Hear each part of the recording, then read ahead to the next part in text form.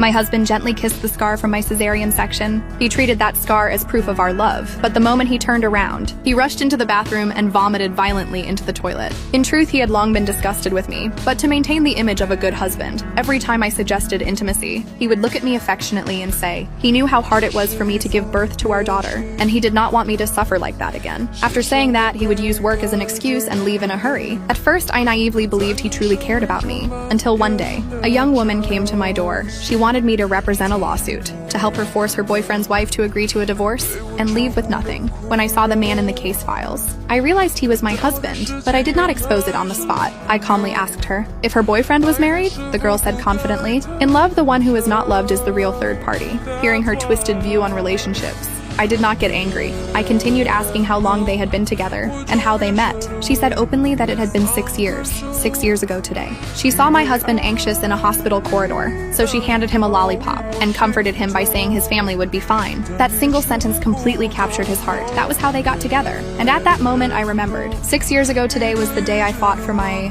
life in the delivery room to give birth to our daughter. I never imagined that while I was struggling between life and death, my husband was starting a new romance outside the door. Even so, I still said nothing, but the girl continued describing their obscene private moments. At that moment, my last bit of hope for my husband completely shattered. I told the girl I would take the case. She left overjoyed, and I immediately called my father's assistant, demanding the withdrawal of the $10 billion investment in my husband's company. Then I threw our wedding photo into the trash. The next day, I found all the chat records between him and the girl on my computer, and all the evidence of him transferring assets. At that moment, the girl sent me a message saying she was going to her boyfriend's home for dinner. My anger instantly ignited. Right after that, my husband also messaged me. He said he was taking our daughter back to his hometown for dinner, and thoughtfully bought me movie tickets, telling me to relax. Looking at those fake affectionate words on the screen, I felt nauseated, and it was at that moment I made up my mind. Tonight at the family dinner, I would tear off his hypocritical mask in public. I immediately got up and drove home at full speed. At that time, my husband was bringing that girl into the house,